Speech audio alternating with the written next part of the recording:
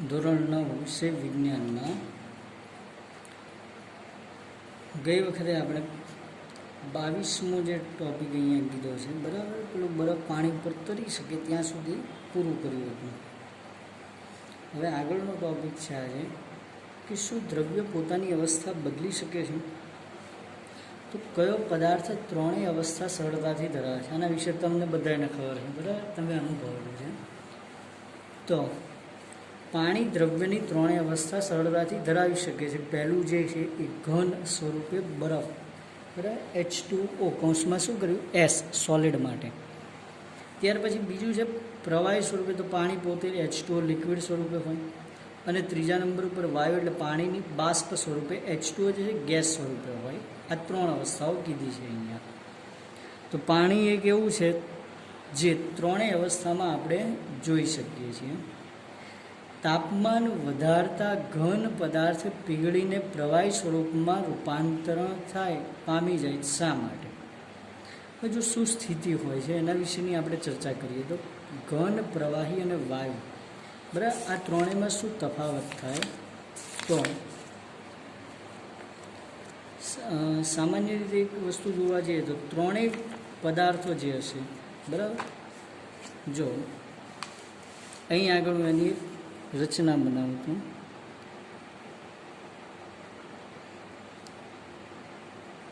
આપણે 3 બોક્સ લઈએ, એમાંથી આ પ્રમાણેના અણુઓ એકબીજાની નજીક જે છે, અમુકમાં છૂટા છૂટા હશે, બરાબર, અમુકમાં એનાથી પણ છૂટા હોય. તો આવી રચના ઘનમાં જોવા મળે, આવી રચના પ્રવાહીમાં જોવા મળશે અને આ રચના વાયુમાં જોવા મળે. હવે શું થાય? જો આને શું કરીએ છીએ આપણે? ગરમી આપીએ, ઉષ્મા. ઉષ્મા એક ઉર્જાનું સ્વરૂપ છે, એટલે આ દરેક કણો એક પ્રકારે ઉર્જા મેળવે છે. ઉર્જા મેળવે એટલે શું કરે? ગતિ કરે. ગતિ કરે ત્યારે એકબીજાથી દૂર જાય. એકબીજાથી દૂર જાય એટલે આ અણુઓ વચ્ચેનું અંતર વધે અને એ દૂર જતાં કયા સ્વરૂપમાં ફેરવાશે? પ્રવાહી જેવા અણુઓમાં, બરાબર. ત્યારબાદ પ્રવાહી જે છે એને પણ ગરમી આપો તો એ અંતે શેમાં ફેરવાય? વાયુ. બરફને ગરમી આપો તો શું થઈ જાય? પાણી. પાણીમાંથી ગરમી આપો તો એ બાષ્પ સ્વરૂપે, વરાળ રૂપે મુક્ત થાય. તો જો ઘન પદાર્થનું તાપમાન વધારતા તેના કણોની ગતિજ ઉર્જા વધે છે, કારણ કે અહીંયા ઉર્જા આપીએ છીએ આપણે એક પ્રકારે. તો આ કણો જે હશે એની ગતિ કરવાની ઉર્જા વધી ગઈ. ગતિ ઉર્જામાં વધારો થવાથી કણ વધુ ઝડપથી કંપન કરવા લાગે. કંપનનો અર્થ ધ્રુજારી થવું, એને કહેવાય કંપન. ઉષ્મા એટલે કે ગરમી દ્વારા આપવામાં આવેલી ઉર્જા એ કણો વચ્ચેના આકર્ષણ બળની ઉપરવટ જાય છે. મતલબ કણો વચ્ચે, આ જો કણો છે દરેક કેમ એકબીજા સાથે જોડાયેલા? તો એ કણો વચ્ચે આકર્ષણ બળ લાગે છે એટલા માટે. કણો વચ્ચે આકર્ષણ બળ ન લાગે તો એકબીજા સાથે જોડાયેલા ન હોય. એ કેટલી ઉર્જા આપે? તો આકર્ષણ બળ કરતાં પણ વધારે ઉર્જા આપે, જેના કારણે આકર્ષણ બળ નબળું પડે અને ઉર્જા વધારે હોવાને કારણે ત્યાં સરળતાથી એ છૂટો પડી શકે છે. તો ઉર્જા એ કણો વચ્ચેના આકર્ષણ બળની ઉપરવટ જાય છે, જેથી કણ પોતાનું નિયત સ્થાન છોડી વધુ સ્વતંત્ર થાય છે અને ગતિ કરવા લાગે. એક અવસ્થા એવી આવે જ્યારે ઘન પદાર્થ પીગળીને પ્રવાહી સ્વરૂપમાં રૂપાંતરણ પામશે. તો આમ તાપમાન વધારતા ઘન પદાર્થ પ્રવાહી સ્વરૂપમાં રૂપાંતર પામે છે, બરાબર. આગળનો ટોપિક છે ગલન અને ગલન બિંદુ એટલે શું? બીજું, ગલન બિંદુ શું દર્શાવે છે અને બરફનું ગલન બિંદુ જણાવો. તો જો દ્રવ્યની ઘન અવસ્થામાંથી પ્રવાહી અવસ્થામાં રૂપાંતરણ થવાની ક્રિયાને શું કહેવાય? ગલન, જેને ફ્યુઝન પણ કહી શકો છો તમે, બરાબર. કોઈ પણ પદાર્થ ઘનમાંથી પ્રવાહી સ્વરૂપમાં ફેરવવાની જે ક્રિયા છે એને કહેવાય ગલન. જેમ કે એક રકાબી લઈએ, એની અંદર આપણે બરફનો ટુકડો મૂક્યો હોય અને એ બરફનો ટુકડો પ્રવાહી સ્વરૂપમાં ફરે તો એ પ્રક્રિયાને ગલન કહેવાય. જેમ અહીંયા તમે જોઈ શકો કે બરફનો અહીંયા ક્યુબ છે, એની નીચે પાણી, બરાબર. તો પાણી ઉપર રાખવામાં બરફ નથી આવ્યો, પરંતુ એ દર્શાવે છે કે પાણીમાં એનું રૂપાંતરણ થાય છે બરફનું, બરાબર. ગલન બિંદુ, તો જે તાપમાને ઘન પદાર્થ પીગળીને પ્રવાહી સ્વરૂપમાં રૂપાંતરિત રૂપાંતરિત થાય તે તાપમાનને તે ઘન પદાર્થનું ગલન બિંદુ કહે છે, જેને મેલ્ટિંગ પોઈન્ટ કહેવામાં આવે. મેલ્ટ થવું મતલબ ગલન એટલે કે પીગળવું, અને પોઈન્ટ એટલા માટે, મેલ્ટિંગ પોઈન્ટ એટલા માટે કે ગલન બિંદુ મતલબ એ તાપમાને પીગળે છે. તો કોઈ પણ પદાર્થનું ગલન બિંદુ તેમાં રહેલા કણો વચ્ચેના આકર્ષણ બળની પ્રબળતા દર્શાવે. જો ગલન બિંદુ નીચું છે તો એ શું દર્શાવે છે? ઓછું તાપમાન આપો તો પણ પીગળી જાય, એટલે કે એના વચ્ચેનું આકર્ષણ બળ ઓછું છે. જ્યારે જેનું આકર્ષણ બળ વધારે હશે, બરાબર, એને પીગાળવા માટે આપણે વધારે ઉષ્માની જરૂર પડે. જેમ કે બરફ હોય એને વાડકીમાં મૂકી અને ગેસ સ્ટવ ઉપર ચડાવી દો, બરાબર, ઉષ્મા આપો તમે એને એટલે તરત પીગળી જાય, થાય ને. પણ માની લો એ જ વાડકીમાં લોખંડની ખીલીઓ ભરી દો અને પછી ગેસ સ્ટવ ઉપર ચડાવો, એટલા તાપમાને પીગળે નહીં, એને વધારે તાપમાન જોઈએ લોખંડને પીગાળવા માટે. તો બરફનું ગલનબિંદુ છે 273.16 કેલ્વિન, મતલબ 0°C, બરાબર. સેલ્સિયસમાં કહે તો કેટલું? 0°C, બરાબર. આટલા તાપમાને તે પ્રવાહી સ્વરૂપમાં આવી જાય, એટલે કે પાણીમાં રૂપાંતરિત પામશે. તો બરફનું ગલનબિંદુ 273.16 કેલ્વિનમાં છે. ત્યારબાદનો ટોપિક જોઈએ તો પહેલો છે પ્રશ્ન, સમજાવો ગલનગુપ્ત ઉષ્મા. જો ગલનગુપ્ત ઉષ્મા વિશેની માહિતી, તો ગલનના પ્રયોગની પ્રક્રિયા દરમિયાન ગલનબિંદુ સુધી પહોંચ્યા બાદ જ્યાં સુધી સંપૂર્ણ બરફ પીગળી ન જાય ત્યાં સુધી તાપમાન બદલાતું નથી. હવે જો શું સ્થિતિ થાય છે, એનું તાપમાન બદલાય નહીં, તાપમાન એનું એ જ રહેશે. તો બીકરને ગરમી આપવા છતાં તાપમાન અચળ રહે છે. કણો વચ્ચેના પારસ્પરિક આકર્ષણ બળની ઉપરવટ થઈને દ્રવ્યની અવસ્થા બદલવા માટે ઉષ્માનો ઉપયોગ થાય, પરંતુ તાપમાનમાં કોઈપણ ફેરફાર દર્શાવ્યા સિવાય બરફ આ ઉષ્મા ઉર્જા શોષી લે છે. તો એવું માનવામાં આવે છે કે આ ઉષ્મા ઉર્જા બીકરમાં રહેલા સંઘટકોમાં છુપાયેલી હોય છે, જેને ગુપ્ત ઉષ્મા, એટલે અહીં ગુપ્તનો અર્થ છુપાયેલી એમ કરવામાં આવે છે. જો અમુક ઉષ્મા પછી, એટલે કે તમે અમુક જ્યાં સુધી તાપમાન આપશો ત્યાં સુધી તાપમાન ઉપર જાય, પણ છતાં પણ તાપમાન આપવાનું શરૂ કરો તો અમુક તાપમાન પછી તાપમાન વધે નહીં. તો આ ઉષ્મા ક્યાં ગઈ? તો ઉષ્મા શોષાઈ જાય, બરાબર. એ ઉષ્મા કોના દ્વારા ઉપયોગમાં લેવાય છે? તો ઉષ્મા ઉર્જા બીકરમાં રહેલા સંઘટકોમાં છુપાયેલી હોય, જેને ગુપ્ત ઉષ્મા કહેવામાં આવે છે. અને તાપમાનમાં કોઈ પણ ફેરફાર દર્શાવ્યા સિવાય બરફ આ ઉષ્મા ઉર્જાને શોષી લે છે. તો પદાર્થના ગલનબિંદુ જેટલા તાપમાને અને એક વાતાવરણ દબાણે 1 કિલોગ્રામ ઘન પદાર્થને પ્રવાહી અવસ્થામાં રૂપાંતરિત કરવા માટે જરૂરી ઉષ્મા ઉર્જાને ગલનગુપ્ત ઉષ્મા કહે છે. 0°C એટલે 273 કેલ્વિન તાપમાને પાણીના કણોની ઉર્જા તે જ તાપમાને બરફના કણોની ઉર્જા કરતાં વધારે હોય. કેમ? અવસ્થા બદલાઈ છે એટલા માટે. તો બરફની ગલનગુપ્ત ઉષ્મા 3.35 ગુણ્યા 10⁵, બરાબર, જૂલ પ્રતિ કિલોગ્રામ છે. હવે છે તાપમાનનો આંતરરાષ્ટ્રીય એકમ જણાવો, આંતરરાષ્ટ્રીય SI એકમ જણાવો. તાપમાનનું મૂલ્ય કેલ્વિન માપક્રમમાંથી સેલ્સિયસ માપક્રમ અને સેલ્સિયસ માપક્રમમાંથી કેલ્વિન માપક્રમમાં રૂપાંતર કેવી રીતે કરવામાં આવે છે? તો તાપમાનનો આંતરરાષ્ટ્રીય SI એકમ કેલ્વિન છે, મતલબ આંતરરાષ્ટ્રીય, બરાબર. કોઈ પણ બે દેશો વચ્ચેની વાત હોય, આપણે તો ચલો માની લઈએ કે અહીંયા આગળ સેલ્સિયસ કહી શકીએ, ફેરનહીટ કહી શકીએ, પરંતુ દરેક રાષ્ટ્રની અંદર સર્વ સ્વીકૃત એકમ હોય તો એ કયો છે? કેલ્વિન એકમ. ત્યારબાદ SI જેનું એકમ જેનું નામ છે SI એટલે એસનો અર્થ થાય સ્ટાન્ડર્ડ મતલબ પ્રમાણિત, અને I એટલે ઇન્ડેક્સ એકમ, બરાબર. આંતરરાષ્ટ્રીય લેવલ ઉપર પ્રમાણિત એકમ કયો છે તો તાપમાનનો કેલ્વિન. 0°C તાપમાન એટલે કેટલું થયું 273.16 કેલ્વિન થાય. તો સરળતા ખાતર આપણે 0.16 ને અવગણી 0°C 273 કેલ્વિન લઈએ છીએ. તો તાપમાનનું કેલ્વિનમાંથી અંશ સેલ્સિયસમાં ફેરવવા માટે જે તાપમાન આપ્યું એમાંથી 273 બાદ કરી દેવાનું, બરાબર. કેલ્વિનમાંથી આપણે સેલ્સિયસમાં જવું હોય મતલબ શું કર્યું, જો અહીંયા આગળ જ મેં કર્યું 273.16 કેલ્વિન આપ્યું છે. સેલ્સિયસમાં જવા માટે શું કર્યું 273.16 બાદ કરી દીધા, આમાંથી જ 0 આવી ગયો. અને અંશ સેલ્સિયસ તાપમાનને કેલ્વિનમાં ફેરવા હોય તો 273 ઉમેરવા પડે. ત્યાર પછી વ્યાખ્યા આપો ઉત્કલન બિંદુ તથા બાષ્પીભવન ગુપ્ત ઉષ્મા. તો ઉત્કલન બિંદુ એટલે એક વાતાવરણ દબાણ, બરાબર, દબાણનો એકમ છે, હવાના દબાણનો એકમ વાતાવરણ.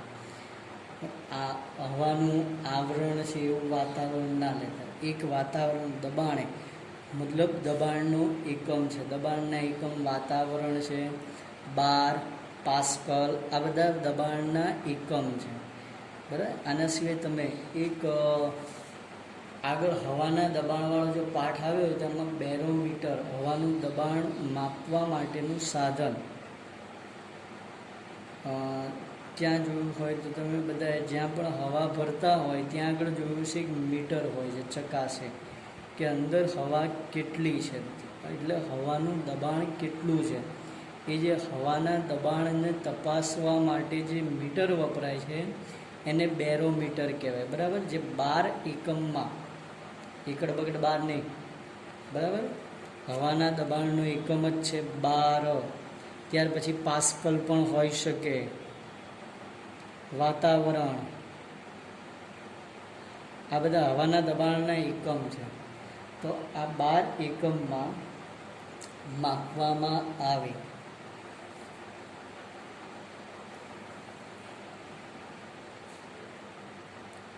તો એક વાતાવરણ દબાણે જે તાપમાને પ્રવાહી ઉકળવા લાગે તે તાપમાનને તે પ્રવાહીનું ઉત્કલન બિંદુ કહે છે, બોઇલિંગ પોઈન્ટ જેને કહેવાય.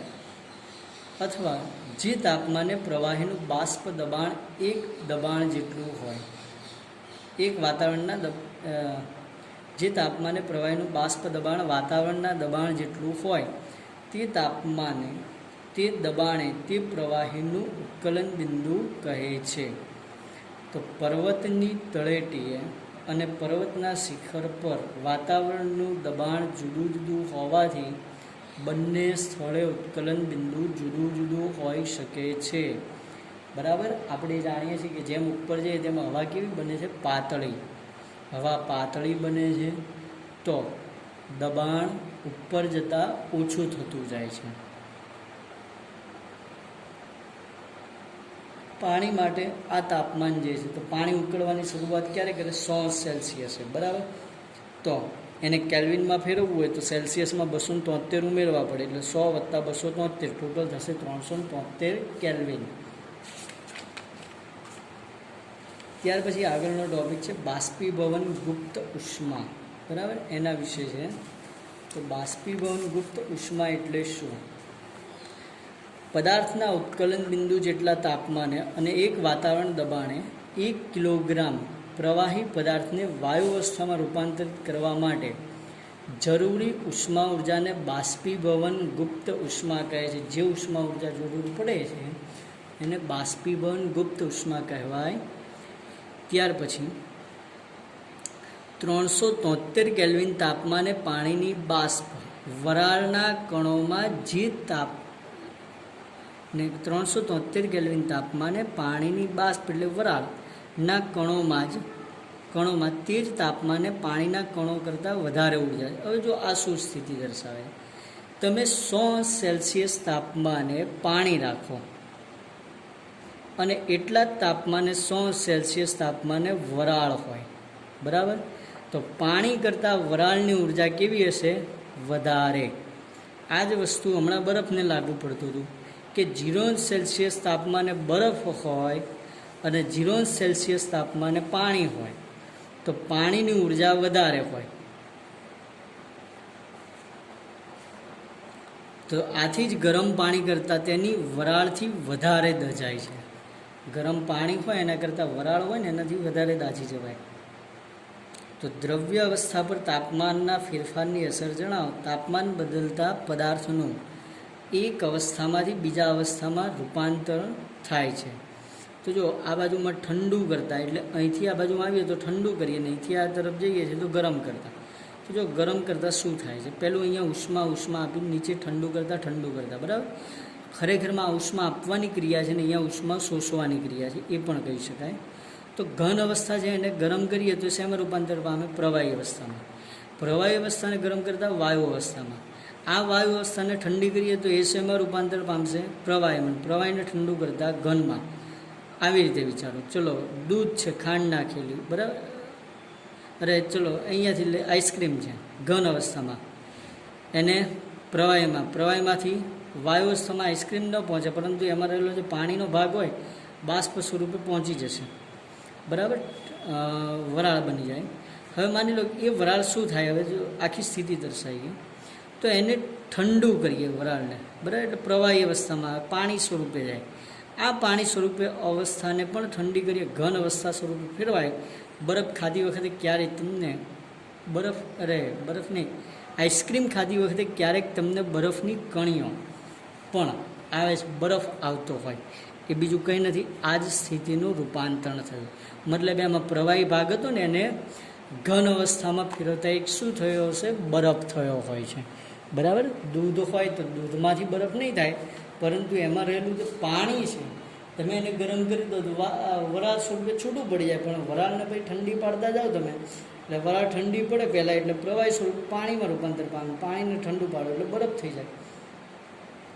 તો પદાર્થને ગરમ કરતાં તેની અવસ્થા બદલાય છે. ગરમ કરવાથી પદાર્થ ઘનમાંથી પ્રવાહી અને પ્રવાહીમાંથી વાયુ એટલે બાષ્પ સ્વરૂપમાં રૂપાંતરિત થાય.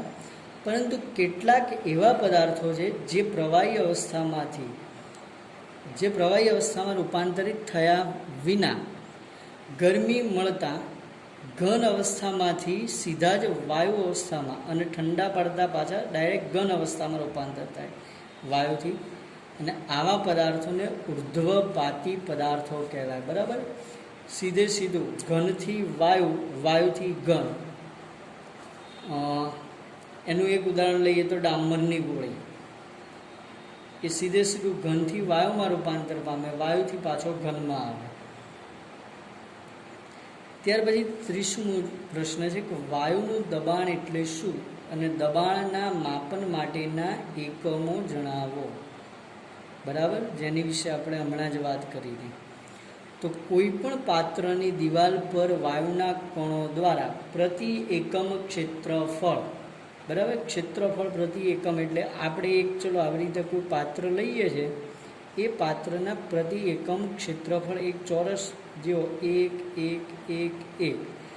એકમ લંબાઈ હોય દરેક ભાગની એવો કોઈ ચોરસ વિચારીએ.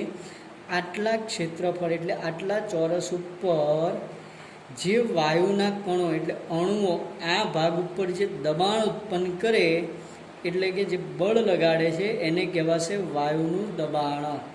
તો જો દબાણનો જે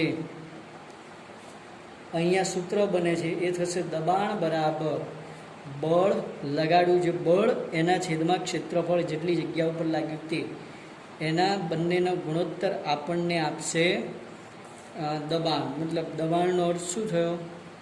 બળ અને ક્ષેત્રફળનો ગુણોત્તર, બરાબર, જે દબાણ આપે. તો દબાણ માપનના એકમો એટલે દબાણ માપવા માટેના જે એકમો વપરાય છે. તો પહેલું છે વાયુનું દબાણ માપવા માટેનો એકમ વાતાવરણ છે, બરાબર.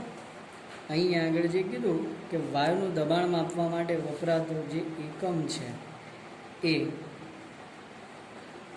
વાતાવરણ છે, એટમોસ્ફિયર ઉપરથી એને ATM વડે દર્શાવાય છે.